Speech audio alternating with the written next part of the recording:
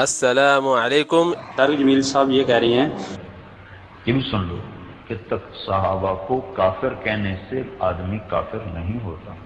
یہ اپنے ہی اکابر کے فتاوی میں نے پڑھا ہے۔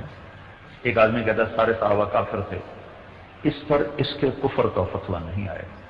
اب وہ قرآن کو نہیں مانتا کہ یہ قرآن وہ نہیں ہے کوئی اور ہے، اس پر وہ کافر ہو جائے گا، لیکن تکفیر صحابہ کے قائل کو کافر نہیں کہہ سکتے۔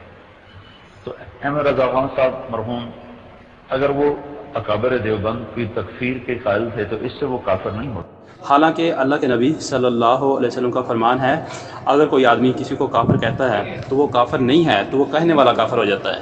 ٹھیک ہے، حدیث واضح ہے۔ اصل میں ہمارے معاشرے کے اندر جہالت بہت زیادہ ہے۔ لوگ طارق جمیل صاحب کو وہ عالم سمجھتے ہیں، جہالت ہے، یعنی کہ بس یہ طارق جمیل صاحب یہ عالم نہیں ہے، یہ کام عام سے مولوی ہیں۔ ٹھیک ہے، اور یہ پہلے بھی اس طرح انہوں کی ایک ویڈیو اور بھی یوٹیوب کے اوپر چڑھی ہوئی ہے۔ یہ کہہ رہے ہیں کہ حضرت یوسف علیہ السلام کو گدھے کے اوپر بٹھایا گیا، نعوذ باللہ استغفر اللہ، انہوں کا منہ کالا کیا گیا، حالانکہ سارا تذکرہ موجود ہے قرآن حدیث میں، لیکن انہوں نے یہ باتیں کی ہیں۔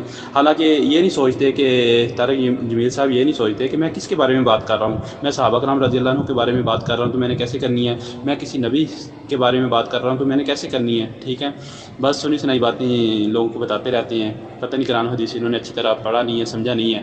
تو جب نہیں اچھے طریقے سے پڑھا سمجھا تو پھر ایسے ہی ہوگا نا۔